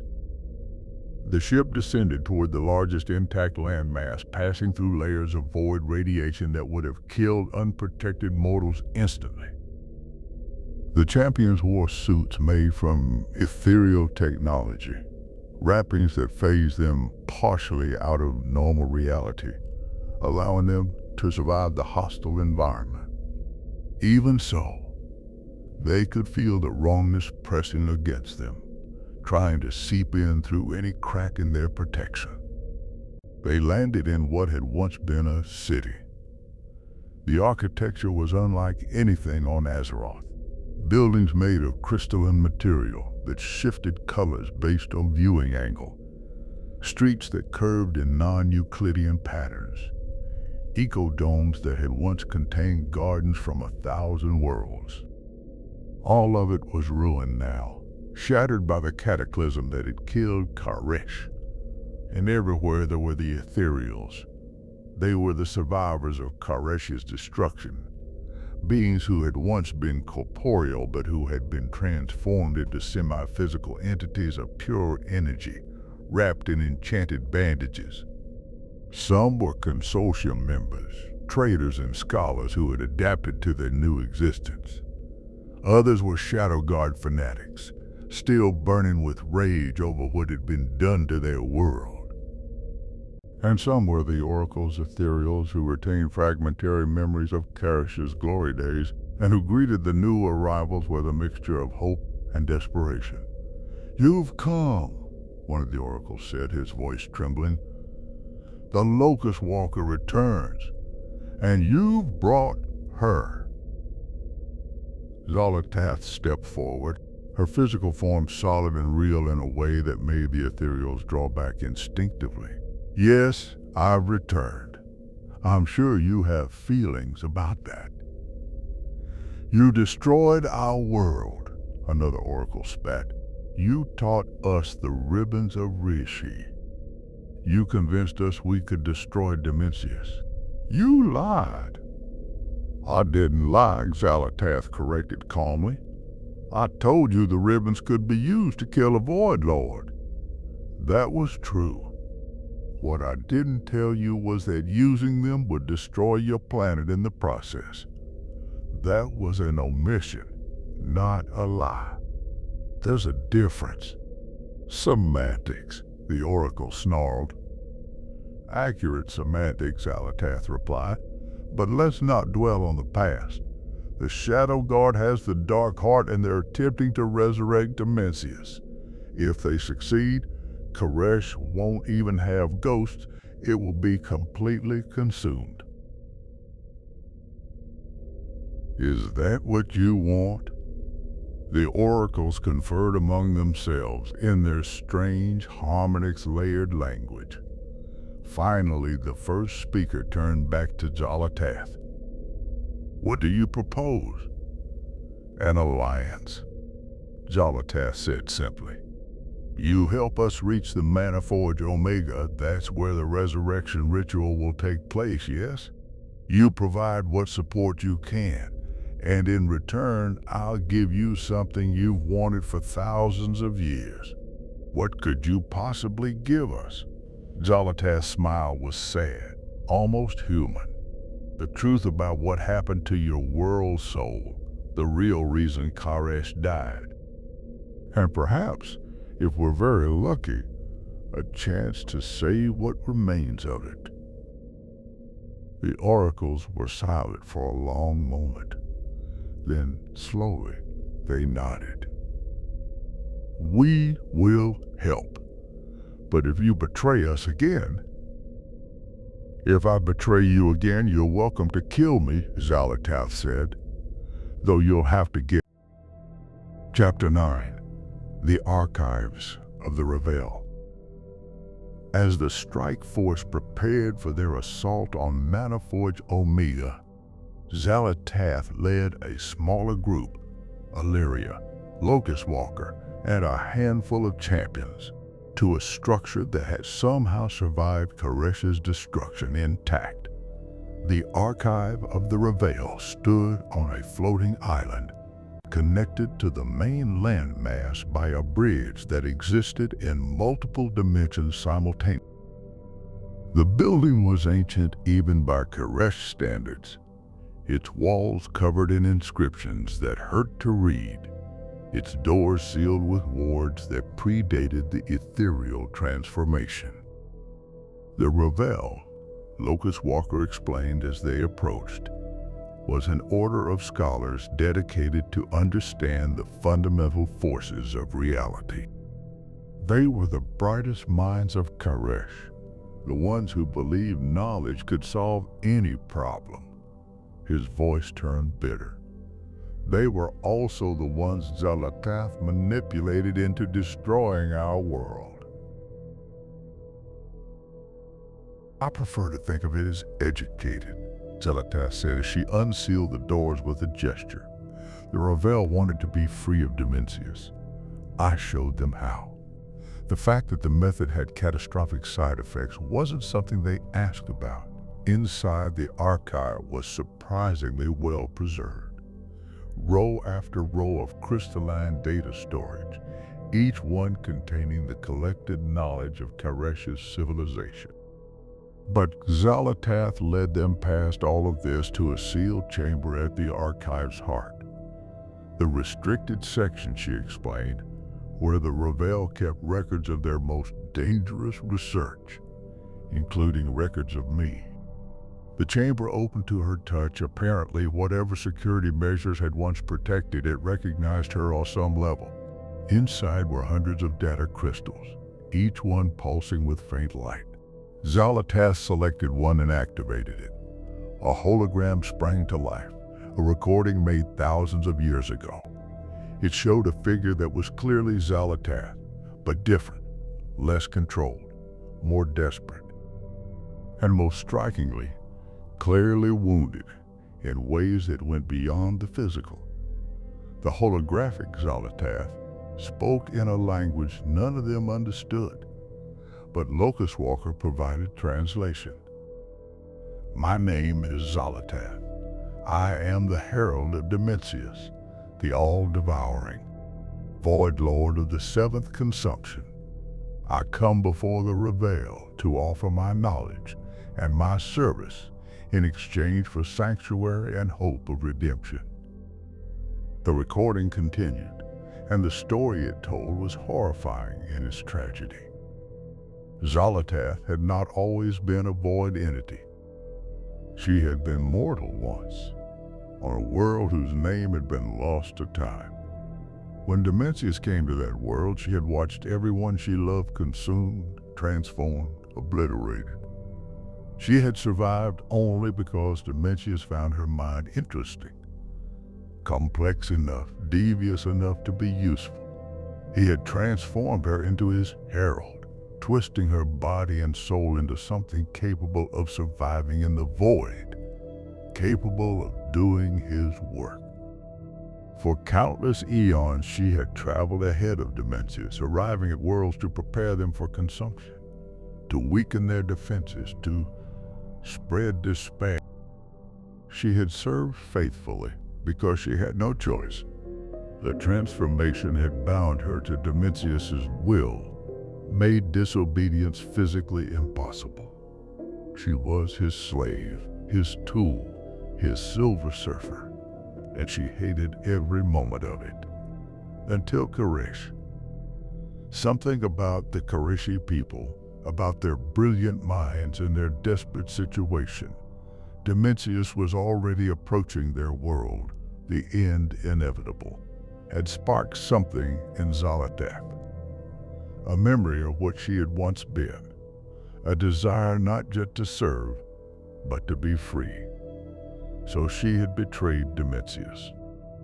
She taught the Ravel about the ribbons of Reshi, artifacts of pure reality manipulation that existed in the spaces between dimensions.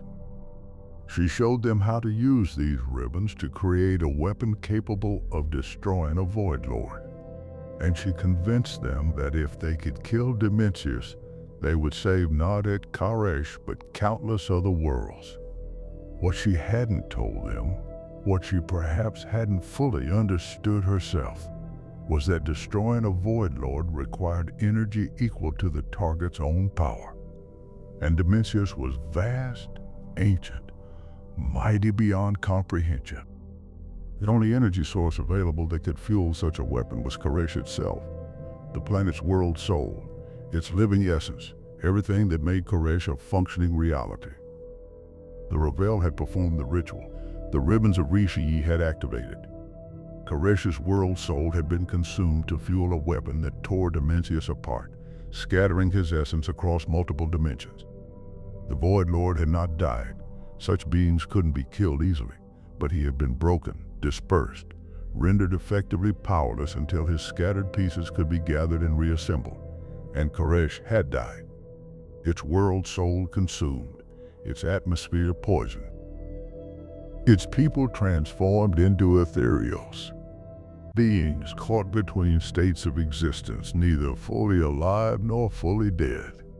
The holographic recording showed Xal'atath collapsing as the ritual completed, her connection to Dimensius severed, but her body breaking down from the feedback.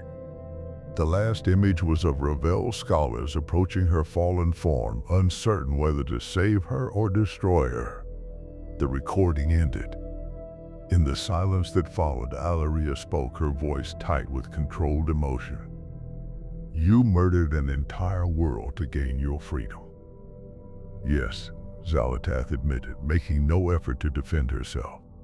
I murdered Koresh. I betrayed the Ravel. I destroyed countless lives to save myself. It's the worst thing I've ever done, which is saying something given my resume. And you do it again, Alleria said. It wasn't a question. In a heartbeat, Xal'atath confirmed. I was a slave, Alleria, for eons. Do you understand what that means? To have no will of your own, to be forced to commit atrocities because your master commands it, to watch yourself destroy worlds and be unable to stop? I would burn 1,000 Koreshes to escape that. That doesn't justify. I'm not looking for justification, Xal'atath interrupted. I'm explaining. The Shadow Guard wants to resurrect Dimensius because they think he'll restore Koresh, bring back what was lost. They're wrong. If Dimensius returns, the first thing he'll do is consume what remains of this world to restore his full power. Then he'll come after me. Then he'll continue his work across the cosmos, consuming world after world, until nothing remains but void. She turned to face them all, her expression serious in a way they'd rarely seen. I'm a monster. I've done terrible things. But I'm a monster who wants to survive in a universe where things exist.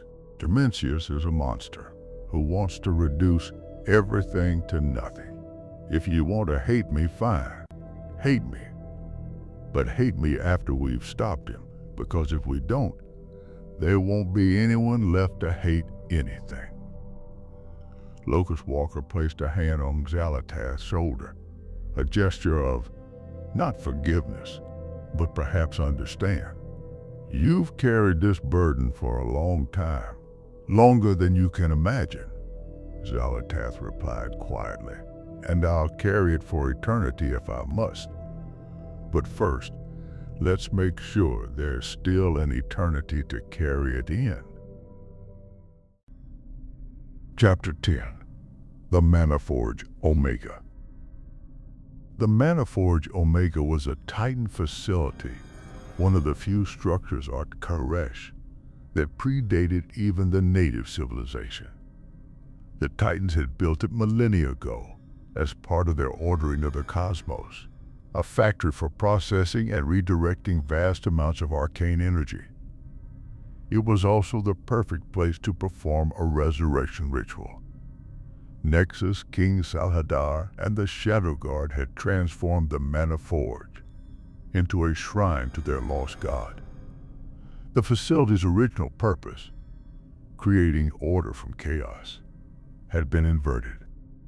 Now it created chaos from order, channeling the death energies of Koresh's world soul, the primal hunger of Galakrond, the Titan magic stolen from Dalaran, and the old god corruption of the black blood into a single focal point.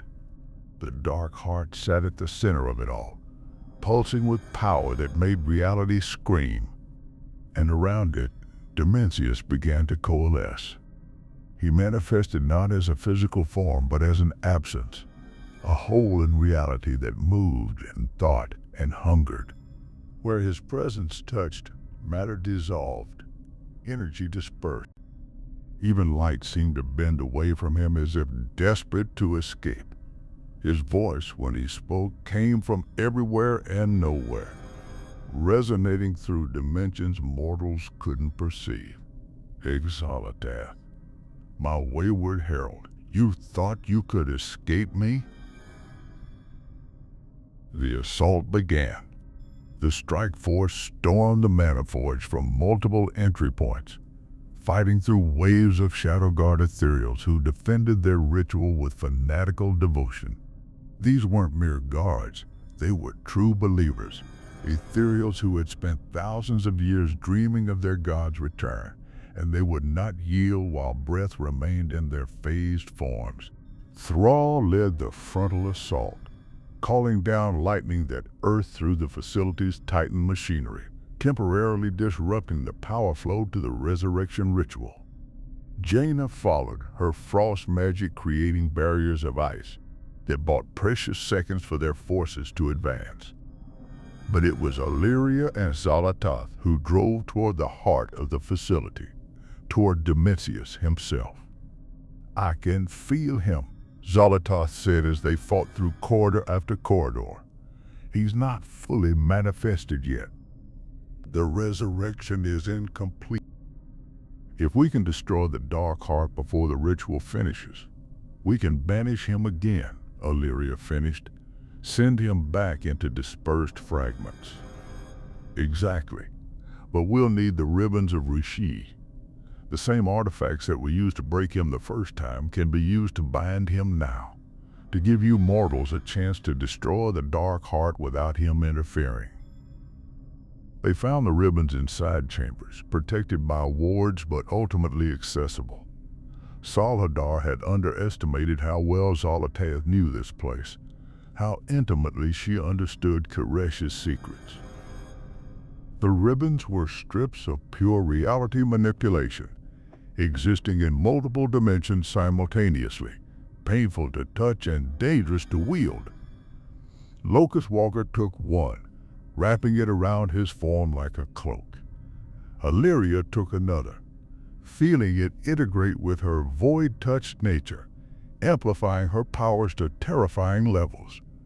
Several champions claimed the remaining ribbons, each one granting them protection from Dimensius's reality-dissolving presence. They entered the central chamber. Nexus King Salhadar stood before the Dark Heart, his arms raised, channeling the final energies needed for Dimensius's full resurrection. Around him, dozens of Shadow Guard ethereals formed a circle, their combined power feeding into the ritual. And above them all, Dimensius manifested as a storm of unbeing, a whirlpool of void that pulled at reality itself, growing larger and more solid with each passing moment. "You come too late," Dimensius boomed. "The ritual nears completion. Soon I shall feast upon this world's remains. Then I shall reclaim my herald, and then the cosmos shall know hunger." "We'll see about that," Illyria muttered, drawing her bow. The battle that followed would be recorded in the histories of a dozen worlds as one of the most desperate engagements ever fought by mortal forces. Dimensius, even partially manifested, was a force of nature. Where his attention focused, reality simply ceased to exist. Champions who drew too close found themselves dissolving, their bodies and souls consumed before they could even scream.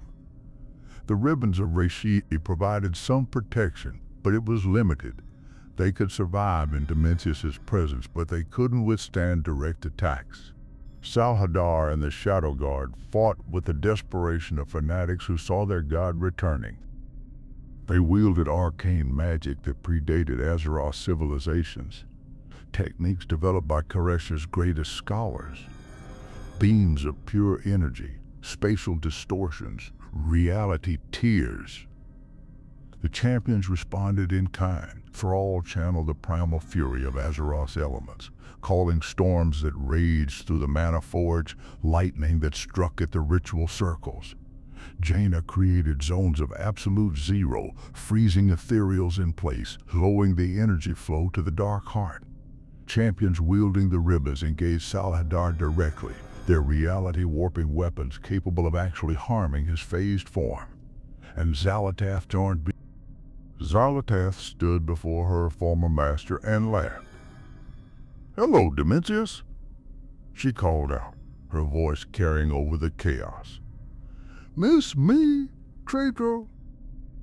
The Void Lord responded, his attention focusing on her like the weight of a collapsing star. "Slave, worthless thing, you were nothing before I made you. You will be nothing when I unmake you."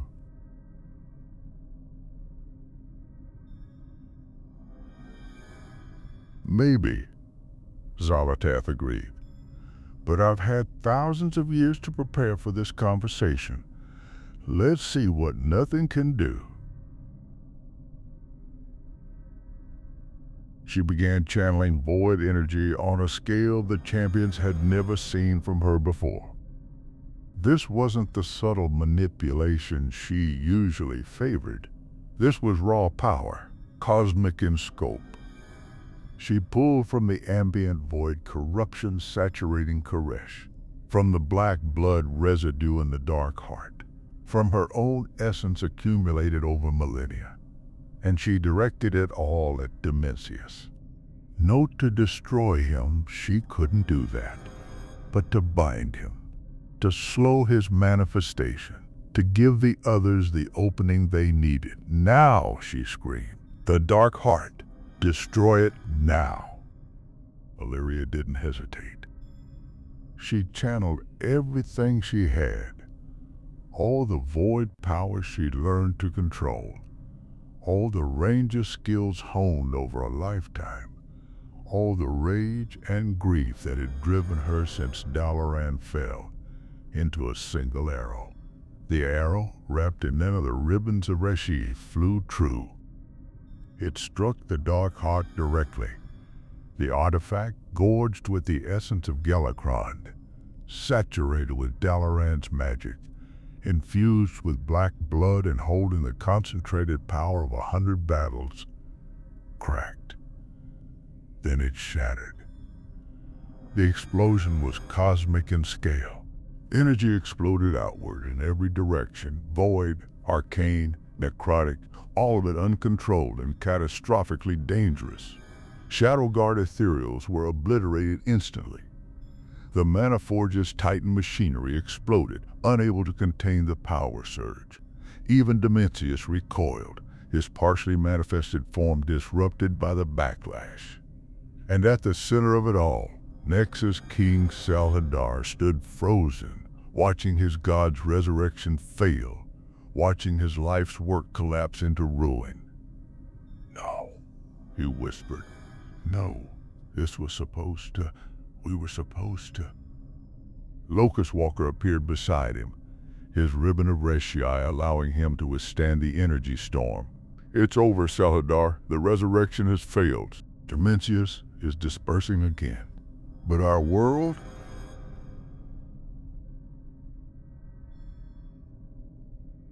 "He was supposed to restore our world. He was going to consume what remained of Koresh to restore himself," Locust Walker said gently. "You were lied to, just as we all were once upon a time." Xal'atath collapsed to his knees as the truth broke over him. Around him, surviving Shadow Guard members stared in shock as their god dispersed once more, scattering into fragments across dimensions, vanished for another eternity. The battle was over. The champions gathered in the ruins of the Manaforge, battered and exhausted but alive. They had won.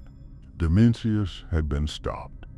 The Dark Heart was destroyed, and Koresh, while still dead, was no longer in danger of being completely consumed. But something was wrong. Illyria realized it first.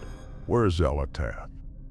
They found her at the epicenter of the explosion, standing in a crater where the Dark Heart had been. She was holding something, a sphere of concentrated energy that pulsed with sickly light, colors that hurt to look at directly. Xal'atath? Locust Walker approached cautiously. What is that? She turned to face them, and her smile was terrible to behold. This is Dimensius, or what remains of him. When the dark heart shattered, it released all the power it contained. But I was ready. I channeled it, contained it, and captured my former master in the process. Horror dawned on Illyria's face. No, you wouldn't. Wouldn't I? Xal'atath's laugh echoed through the ruined Manaforge. Did you really think I came here just to banish Dimensius? To send him back into dormancy where he might resurface again in another 1,000 years? No, Illyria. I came here to consume him. She raised the sphere, and it began to merge with her body, void energy flowing into her like water into a drain. Her form began to change, to expand, to become something more than it had been. The dark heart was destroyed, yes, Xal'atath continued, her voice layering with harmonics as Dimensius's essence integrated with her own. But I absorbed Galakron's hunger. I absorbed Dalaran's magic. I absorbed the Black Blood's corruption. And now I absorb a Void Lord. Do you understand what this makes me? Locust Walker stepped forward, reality warping around him as he prepared to fight. Xal'atath, don't do this. The power you're absorbing, it will consume you. Turn you into what Dimensius was? Xal'atath's form stabilized, now radiating power that made even the ribbons of Reishi strain to contain it. That's the idea. But unlike him, I'm not some mindless hunger. I'm intelligent, calculating, patient. I'm everything a Void Lord should be, without the weaknesses that made Dimensius vulnerable.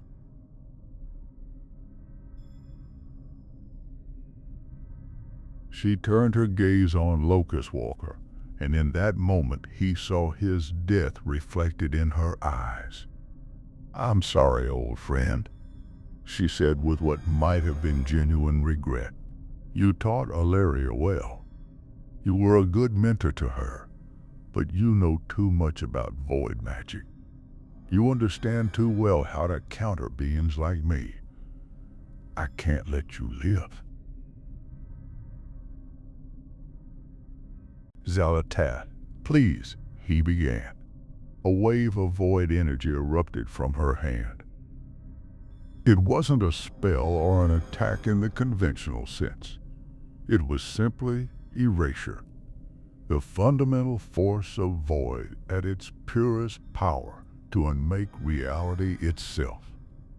Locust Walker, one of the most powerful and knowledgeable ethereals who ever lived, mentor to Illyria Windrunner, survivor of Karesha's fall, didn't even have time to scream. He simply ceased to exist, his essence scattered across dimensions so thoroughly that not even a memory of him remained. Illyria's scream of rage and grief shook the Manaforge's ruined walls. She drew her bow, void energy crackling around her, every arrow aimed at Xal'atath's hearts. But Xal'atath was already opening a portal, already stepping through to whatever destination she had planned next. Don't mourn him too long, Illyria, the Harbinger said as the portal began to close. We'll see each other again very soon, and when we do, I'm going to take everything you love, your sister, your nephew, your home, everything. Consider it compensation for the inconvenience you've caused me. The portal snapped shut before Xal'atath could fire, leaving the ranger standing alone in the ruins, with tears streaming down her face and void energy crackling impotently around her. The other champions gathered around her, but there was nothing they could say, nothing they could do. They had stopped Dimensius's resurrection, They had saved Koresh from final consumption. They had won the battle, but Xal'atath had won the war. She had absorbed a Void Lord. She had achieved power beyond anything the old gods had ever possessed. And now she was loose in the cosmos, with plans that involved destroying everything Illyria held dear. The war within had ended. The war for Quel'Thalas was about to begin. Interlude. Visions of a shadowed sun. Varisa Windrunner woke from the nightmare screaming. She was in Dalaran, or what remained of it, the city that had crashed on the Isle of Dorn, now being slowly rebuilt by survivors who refused to let their legacy die. She had been helping coordinate the reconstruction efforts, using her skills as a ranger to scout the surrounding territories, and her position as leader of the Silver Covenant to rally elven support. But now, as she sat upright in her bed, sweat-soaked and gasping for air, the rebuilding of Dalaran seemed utterly insignificant compared to what she had just seen. The vision had been vivid, more real than any dream had a right to be. She had seen Quel'Thalar burning, the Sunwell, sacred fount of power that sustained the Blood Elves, corrupted, turning from golden light to sickly purple. She had seen Silvermoon City under siege, its beautiful architecture crumbling under assault from creatures of nightmare. And at the center of it all, she had seen Turalyon, her sister's husband, the great paladin, commander of Alliance forces, champion of the light. She had seen him standing before the Sunwell with empty eyes, his body moving like a puppet, his mouth speaking words that weren't his own, and behind him, whispering in his ear, wearing his face like a mask. Xal'atath. No, Varisa whispered, stumbling from her bed to the window. No, it can't be real. It's dead a nightmare. Just stress from everything that's happened.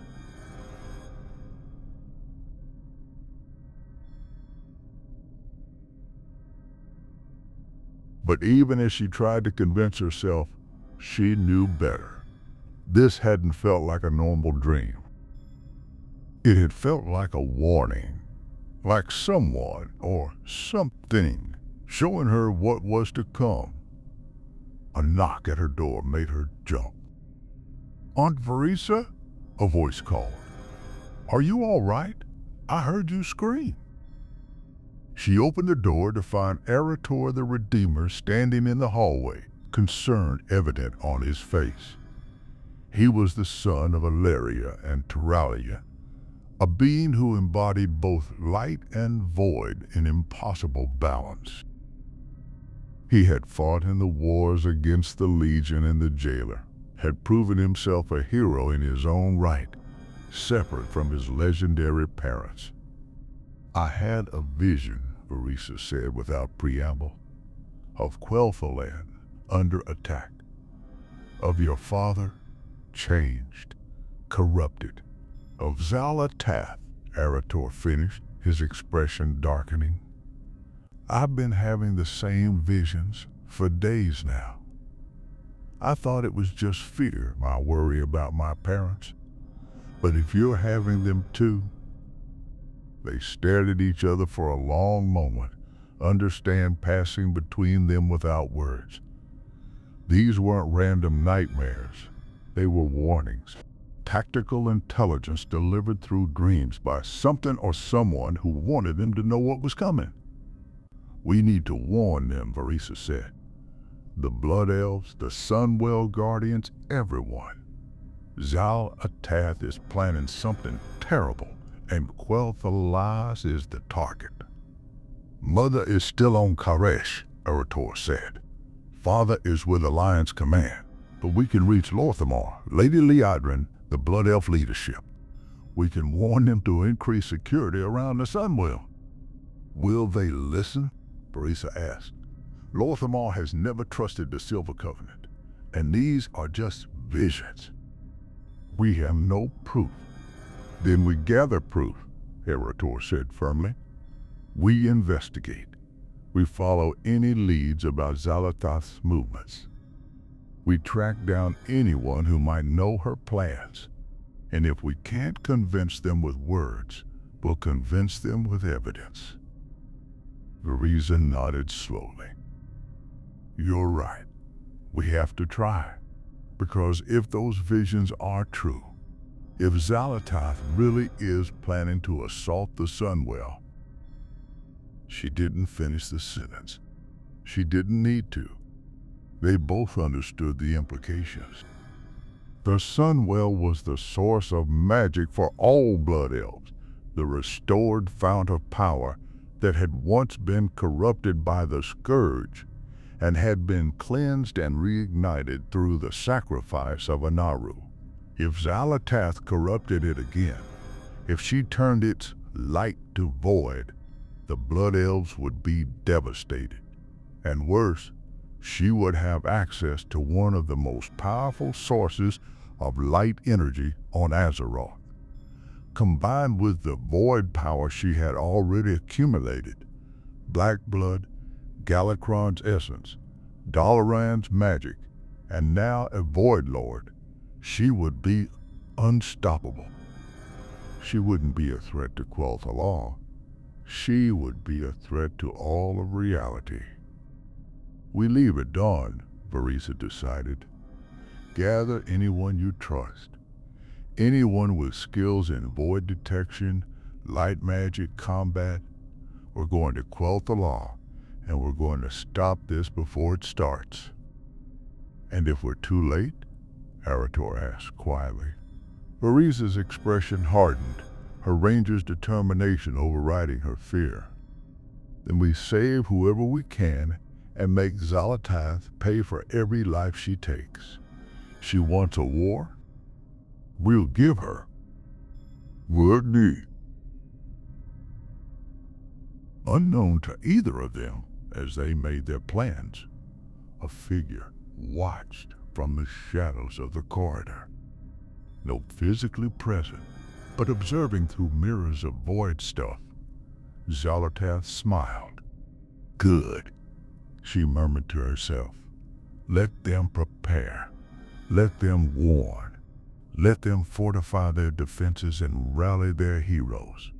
It won't matter. Nothing can stop what's coming. The Sunwell will fall. Quel'Thalar will burn. And Ilaria will arrive bought in time to watch everything she loves turn to ash. She had waited millennia for this moment. To be free. To be powerful. To be the architect of her own destiny rather than a tool in someone else's hands. The war within had been preparation. Khaz Algar, Undermine, Karesh. All of it had been building toward this. The invasion of Quel'Thalar. The corruption of the Sunwell. The birth of a new order where the void didn't corrupt from the shadows, but ruled openly, proudly, with her as its sovereign.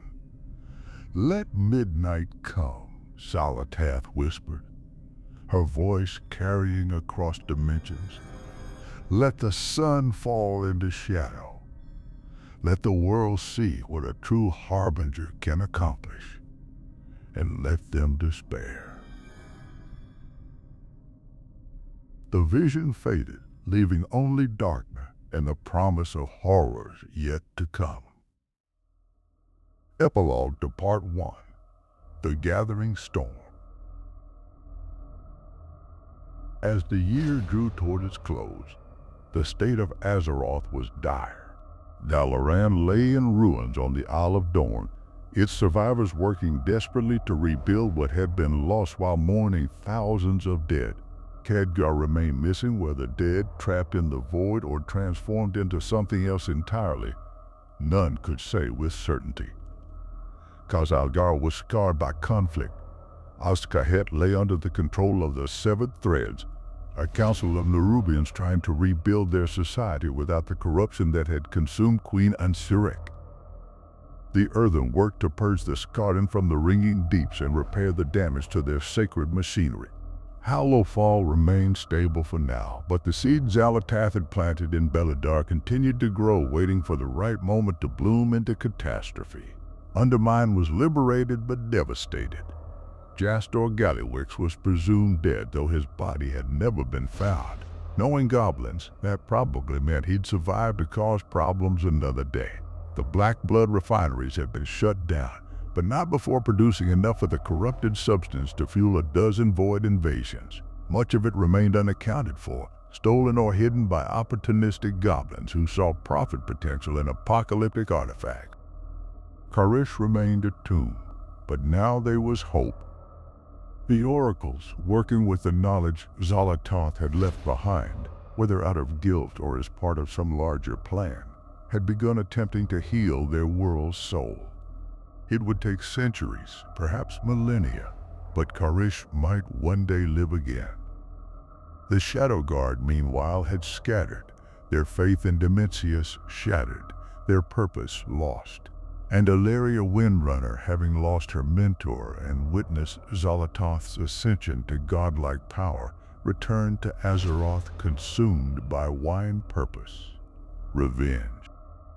She swore on Locust Walker's memory that she would hunt the Harbinger to the ends of the cosmos and beyond, that she would see Xal'atath pay for every betrayal, every death, every manipulation. But first, she had to reach Quel'Thalah, because her sister was having visions of its fall, and if those visions were true, then Xal'atath was planning something that would make everything that had come before look like a prelude. In the shadows between dimensions, in a sanctum that existed partially outside reality, Xal'atath made her preparations. She stood before a mirror, examining her new form. Outwardly, she looked the same stolen body of Inanis the Void Elf, beautiful and deadly.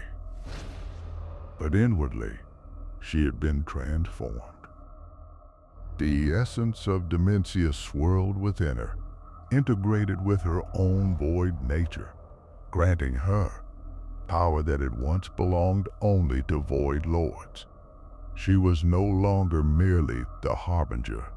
She was something new, something unprecedented. A mortal who had become a void entity, a herald who had consumed her master, a prisoner who had not only escaped her chains but had forged them into weapons. Phase incomplete, she said to her reflection, ticking off accomplishments on her fingers. Old gods eliminated or contained, rivals destroyed or subsumed, power base established, resources gathered. Dark Heart destroyed but its essence absorbed. Dimensius consumed, Locust Walker eliminated. She smiled, and it was the smile of a predator who had finally cornered her prey. Now for Phase 2, the Sunwell, the source of light that will complete my ascension.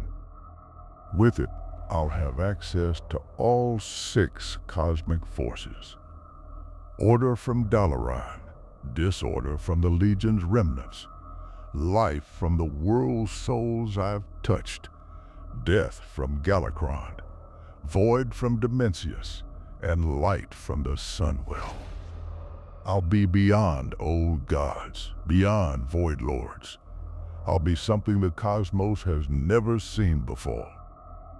She opened a portal, and through it, she could see Quel'Thalah in the distance, the beautiful forests, the golden spires of Silvermoon, the Sunwell burning like a beacon of hope and defiance. Illyria thinks she's hunting me, Xal'atath mused. But I'm the one setting the trap. I'm the one choosing the battlefield. And when she arrives, when she sees what I've done to her homeland, to her sister, to everything she spent her life protecting, that's when she'll understand. I'm not the blade anymore. I'm not the weapon. I'm not the prisoner or the herald or the manipulator working from the shadows. I am the hand that wields reality itself. I am the harbinger of a new age. I am patient, eternal, and inevitable. I am Xal'atath.